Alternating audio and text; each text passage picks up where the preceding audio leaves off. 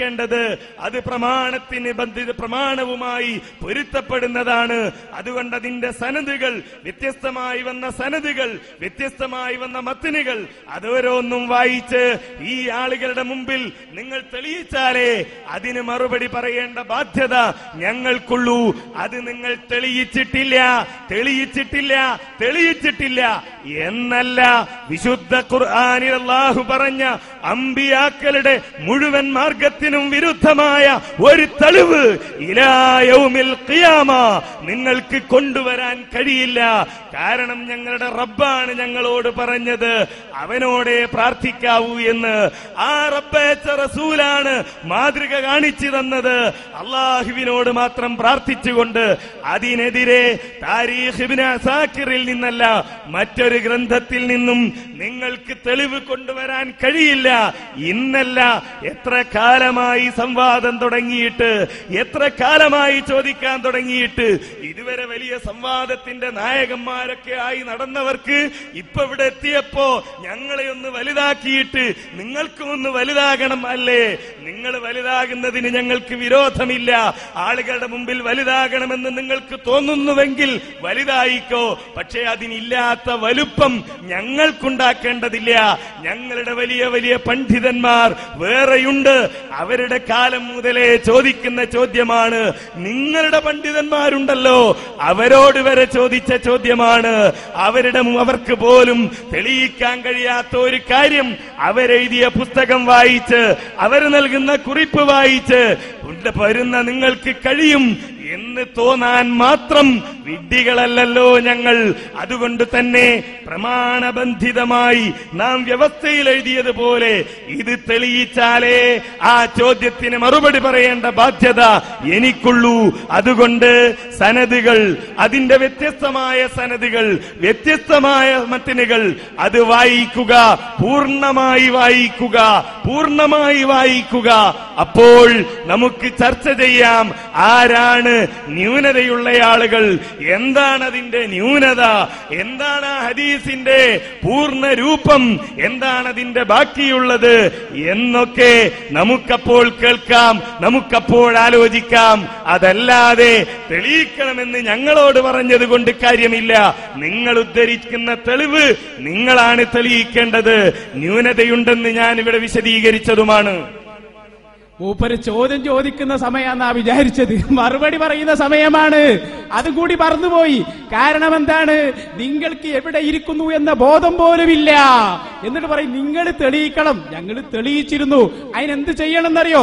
നിങ്ങൾ ഞങ്ങളോട് ചോദിക്കേണ്ടിയിരുന്നു ഇതിന്റെ പ്രാമാണികത. പക്ഷേ അതിനു മുമ്പിൽ നിങ്ങൾ പറഞ്ഞുപോയി ഇതിന് 2 ന്യൂനതകളുണ്ട്. അവിടെയാണ് പിഴവ് സംഭവിച്ചത്. വലിയ ആള് പറഞ്ഞു കൊടുത്തിട്ടാണ്, സംഭവമൊക്കെ ശരിയാണ്. പക്ഷേ എവിടെയാണ് ആ ന്യൂനത? പറഞ്ഞോ. 7 മിനിറ്റ് ഉണ്ടായിട്ട് പറഞ്ഞോ. ആർക്കാ ന്യൂനത? ഹദീസിനാണോ ന്യൂനത? ഹദീസിന്റെ സനദിലുള്ള ഏത് റാവിക്കാണ് ന്യൂനത? പറയണം, നിങ്ങൾ പറയണം.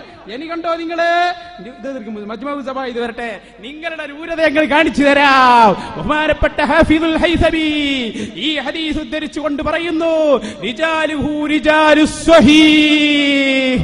ഇതിന്റെ പരമ്പര വളരെ സ്വീകാര്യോഗ്യമായ സ്വഹീഹുൽ ബുഖാരിയിലും സ്വഹീഹ് മുസ്ലിമിലുള്ള ആളുകളുടെ പരമ്പര കൊണ്ട് സ്ഥിരപ്പെട്ട ഹദീസാണ്. ന്യൂനതയല്ലേ? കാരണം ഞങ്ങൾക്ക് നിങ്ങൾ ന്യൂനത ഉന്നരിക്ക്. മജ്മഉ സബായിദ് കയ്യിൽ പിടിച്ചിട്ടാണ് പറയുന്നത്. ഇതിന്റെ 211-ാമത്തെ പേജ്, 8-ാമത്തെ വാള്യം. ഈ ഹദീസ് സ്വീകാര്യോഗ്യമാണെന്ന് അല്ലാമ ഹാഫിദുൽ ഹൈസമി. ന്യൂനതകളൊന്ന് പറയും. ഹൈസമിക്ക് തിരിയാത്ത ന്യൂനതകളൊന്ന് പറയൂ മുജാഹിദുകളെ. നിങ്ങളെ വെള്ളം കുടിപ്പിച്ചേ വിടൂ. നിങ്ങൾ എന്തിനാ പറഞ്ഞത് ന്യൂനത ഉണ്ട്? ഞങ്ങൾ തെളിയിച്ച നീന്നല്ലോ. മൂപ്പര് പറയും സനദ് നിങ്ങൾ വായിക്കി, മത്തിന് നിങ്ങൾ വായിക്കി, ഞങ്ങൾ പറഞ്ഞുതരാം. പിന്നെ ആദ്യം അത് പറഞ്ഞാൽ മതിയായിരുന്നല്ലോ. നിങ്ങൾ എന്തിനാണ് 2 ന്യൂനത ഉണ്ട് എന്ന് പറഞ്ഞത്? പച്ചക്കളവല്ലേ അത്? പച്ചക്കളവ്. ഹദീസിന് 2 ന്യൂനതയുണ്ട് എന്ന് ആലുവ സംവാദത്തിൽ വന്ന് പച്ചക്കള്ളം. കദ്ദാബൂന അഷ്റഫുൽ ഖൽഖ് മുഹമ്മദുർ റസൂലുള്ളാഹി. അല്ലെങ്കിൽ തെളിയിക്കൂ ഈ സനദിലെ, ഈ ഹദീസിന്റെ സനദിലെ ഓരോന്നോരോന്ന് പറയാ. ഹദീസിന്റെ വ്യാഖ്യാനത്തിൽ ആരാ പറഞ്ഞു എന്നല്ലേ? ഞങ്ങൾ കാണിച്ചു തരാം.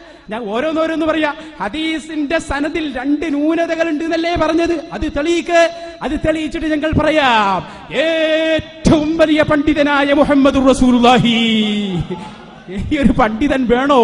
അല്ലാഹുവിന്റെ റസൂലാ പറയുന്നത്, എന്റെ ഖബറിന്റെ സമീപത്ത് വന്ന് എന്നെ വിളിച്ചാൽ ഞാൻ ഉത്തരം ചെയ്യുമെന്ന് മുഹമ്മദുർ റസൂലുള്ളാഹി. എന്നിട്ട് പറയാ, നിങ്ങൾ വ്യവസ്ഥ ഒന്നുകൂടി വായിക്കണം. പ്രമാണങ്ങൾ ഖുർആൻ, സ്വഹീഹായ ഹദീസ്, അല്ലെ ഇജ്മാ, ഖിയാസ്. അങ്ങനെ ഉണ്ടോ? സ്വഹീഹായ ഹദീസ് പറഞ്ഞാൽ പിന്നെ ഒരു പണ്ഡിതന്റെ വാക്ക് കൂടി വേണം. എവിടെ വ്യവസ്ഥയിലുള്ളത്? അത് ഞങ്ങൾ തെളിയിച്ചു തരാം, ഓരോന്നും പറഞ്ഞു തരാം. പക്ഷേ രണ്ട് ന്യൂനതകളുണ്ട് എന്ന പൊട്ടപ്പോയത്വം. സക്കറിയാ സലാഹിയുടെ ഭാഷയിൽ പറഞ്ഞാൽ പൊട്ടന്മാരെ അത് വിളിക്കേണ്ട സ്ഥലമാണ്. പക്ഷെ ഞാനത് വിളിക്കുന്നില്ല. കാരണം എന്തുകൊണ്ട്? ഞങ്ങൾ അല്പമല്ല, ഫുള്ളായിട്ട് മാന്യതയുള്ള ആളുകളാണ്. അതുകൊണ്ടാണ് ഞങ്ങൾ വിളിക്കാത്തത്. തീർച്ചയായും ഞങ്ങൾ പറയുന്നു, നിങ്ങൾക്ക് ഓരോന്നും നിങ്ങൾ തെളിവുണ്ടാക്കാൻ ഇടങ്ങാറാവും. കാരണം വാദം എങ്ങനെയാണ്? ബാലേട്ടനാണ് യഥാർത്ഥ മുസ്ലിം, ബാലുശ്ശേരി പറഞ്ഞാ പിന്നെ നിങ്ങൾക്ക് അതിന് ഇടങ്ങാറന്നെ. ഞങ്ങൾ തെളിവുള്ളതേ പറയൂ. അത് എവിടെ ഉദ്ധരിച്ചാലും ശരി. അതിനാണ് താരീഖു ദിമഷ്ക് ആദ്യം ഉദ്ധരിച്ചത്. നിങ്ങളെ കൊണ്ട് അതിൽ ന്യൂനത ഉണ്ട് എന്ന് പറയിപ്പിക്കാനാണ്. അങ്ങനെ നിങ്ങൾ പറഞ്ഞു. മഹാനായ ഹാഫിള് അവിടത്തെ കിതാബിൽ പറഞ്ഞു, ഇതിന്റെ മുഴുവൻ റാവികളും സ്വഹീഹുൽ ബുഖാരിയുടെയും സ്വഹീഹ് മുസ്ലിമിന്റെയും റാവികളാണ്, നിങ്ങൾക്ക് തള്ളാൻ കഴിയില്ല. പിന്നെ മൂപ്പര് പറഞ്ഞത് എന്താ? ഖുർആനിന്റെ. അപ്പൊ ചോദ്യം അതന്നെ കേട്ടോ, ചോദ്യം ആവർത്തിക്കാൻ. ന്യൂനത പറഞ്ഞില്ല. ന്യൂനതകൾ എന്താണ്? ഈ ഹദീസിന്റെ സനദിന്റെ ന്യൂനതകൾ എന്താണ്? അത് നിങ്ങൾ പറയണം. പിന്നെ മൂപ്പര് ഖുർആനിനെതിരാ ഹദീസോ റസൂലുള്ളാഹിക്ക് തിരിയാത്ത ഖുർആനോ? അവിടെയാണ് ഞാൻ സക്കറിയാ സലാഹിയുടെ പുസ്തകം വായിക്കുന്നത്. അഹ്ലുസുന്നത്തി വൽ ജമാഅയുടെ വിശ്വാസം. എന്താ സക്കറിയാ സലാഹി പറഞ്ഞത്? ആരെങ്കിലും ഖുർആനിലോ സുന്നത്തിലോ വൈരുദ്ധ്യമുണ്ടെന്ന് വാദിച്ചാൽ, അതല്ലെങ്കിൽ ഖുർആനും സുന്നത്തും പരസ്പര വിരുദ്ധമാണെന്ന് വാദിച്ചാൽ, അതവന്റെ ദുഷിച്ച ചിന്തയും മനസ്സിന്റെ വക്രതയും മൂലമാണ്. സക്കറിയാ സലാഹിയാണ് പറയുന്നത്. അതിനാൽ അവൻ അല്ലാഹുവിലേക്ക് ഖേദിച്ചു മടങ്ങുകയും തന്റെ വഴികേടിൽ നിന്ന് വിട്ടു നിൽക്കുകയും ചെയ്യട്ടെ. നല്ല ഉപദേശമാണ്. അതുകൊണ്ട് സ്വീകരിച്ചോളൂ. ന്യൂനത എവിടെ? ന്യൂനത എവിടെ? ഞങ്ങളുടെ നേതാവിന്റെ വാക്കിനെ നിങ്ങൾ ന്യൂനതയുള്ള വാക്കുകളാക്കുകയോ? സമ്മതിക്കില്ല. എവിടെയാണ് അതിന്റെ ന്യൂനത? സമൂഹത്തിന് പറഞ്ഞു കൊടുക്കൂ. ഏത് റാവിക്കാണ് കുഴപ്പമുള്ളത്? നിങ്ങൾ എന്തിനാണ് കളവ് പറഞ്ഞത്? നിങ്ങൾ അന്ന് പിടിച്ചതല്ലേ? ഔദു ബികലിമാത്തില്ലാഹി തെളിവല്ല എന്ന് പറഞ്ഞു പിടികൂടിയതല്ലേ? ഇവിടെ വന്നിട്ട് വീണ്ടും പറഞ്ഞില്ലേ ന്യൂനതകളുണ്ട്? എവിടെയാണ് ന്യൂനത? എന്നിട്ട് പറയാ, നിങ്ങൾ വായിക്കി, ഞാൻ പറഞ്ഞുതരാം. നിങ്ങൾ പിന്നെ ഇതിന് ആദ്യം ന്യൂനത ഉണ്ട് എന്ന് പറഞ്ഞത്?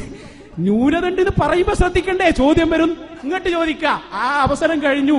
അപ്പം മേപ്പെട്ട് നോക്കിന്ന് എന്തൊക്കെയാ ചോദിച്ച്. ഇപ്പൊ നിങ്ങൾ തെളിയിക്കണം. അത് ഇൻഷാ അല്ലാഹ് നമുക്ക് അടുത്ത വ്യവസ്ഥ ഇതാ, നിങ്ങളെ ഞങ്ങൾ പഠിപ്പിച്ചു തരാം. ചോദ്യം ചോദിക്കുമ്പോ എന്തെങ്കിലും ചോദിക്കും, ദൗറുസ്കാരോ മക്കാമു ശരിക്കോ എന്തെങ്കിലുമൊക്കെ ചോദിക്കും. എന്നിട്ട് ഇപ്പൊ ഞങ്ങളെ ചോദ്യത്തിന് മറുപടി പറയാതെ ന്യൂനത എവിടെയെന്ന് ചോദിച്ചാൽ നിങ്ങളാണ് പറഞ്ഞത്, അതുകൊണ്ടാണ് നിങ്ങൾ ചോദിച്ചത്. ന്യൂനതയുണ്ട് നിങ്ങൾ പറഞ്ഞു, അതെവിടെ? ഈ ഹദീസിനെ കുറിച്ച് സ്വഹീഹായ ഹദീസാണെന്ന് ഹാഫിദുൽ ഹൈതമി മജ്മഉ സബായിദിൽ പറയുന്നു. ഇപ്പൊ സ്വഹീഹായ ഹദീസായല്ലോ.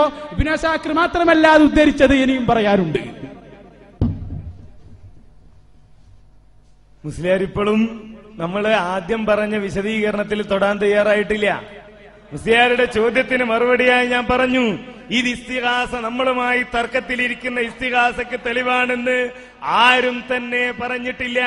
അങ്ങനെ പണ്ഡിതന്മാര് പറഞ്ഞിട്ടുണ്ടെങ്കിൽ അതേ നമ്മൾ അംഗീകരിക്കേണ്ടതുള്ളൂ. ആ നിലയിലാണത് വിശദീകരിക്കേണ്ടത് എന്ന് പറഞ്ഞിട്ട് പറഞ്ഞില്ല. പിന്നെ ന്യൂനതയുണ്ട് എന്ന് പറഞ്ഞില്ലേ എന്നാണ്. ന്യൂനതയുണ്ടെന്ന് ഞാൻ ഇപ്പോഴും പറയുന്നു. അതാ ഞാൻ പറഞ്ഞത്. ഇപ്പൊ ഇബ്നു അസാക്കിർ വിട്ട് മജ്മഉ സവായിദിലേക്ക് വന്നല്ലോ. ഇത് വന്ന സനദുകൾ നിങ്ങൾ വായിക്ക്. അത് വന്ന ഒരു സനദിലും ന്യൂനതയില്ല എന്ന് പറഞ്ഞ് വായിക്കാൻ നിങ്ങൾക്ക് കഴിയണം. അപ്പൊ ഞങ്ങൾ തെളിയിക്കും ഏതാണ് ന്യൂനത, എന്താണ് ന്യൂനത. ഞാൻ അപ്പോഴും പറഞ്ഞു, നിങ്ങൾ വായിക്കാത്ത സനദുണ്ടെങ്കിൽ നിങ്ങൾ അതുമായി ബന്ധപ്പെട്ട് വന്ന സനദുകൾ അത് മുഴുവൻ വായിച്ച് അതിലൊന്നും ന്യൂനതയില്ല എന്ന് നിങ്ങൾ തെളിയിച്ചാൽ, ന്യൂനതയുണ്ടെന്ന് ഞങ്ങൾ പറഞ്ഞ സനദ് ഏതാണെന്ന് ഞങ്ങൾ തെളിയിക്കും. ഒന്ന്. രണ്ടാമത്തേത്, മത്നുകൾ വായിക്കണം. അത് വ്യത്യസ്തമായ സനദുകളിലൂടെ വന്ന മത്നുകൾ പൂർണ്ണമായി വായിക്കണം.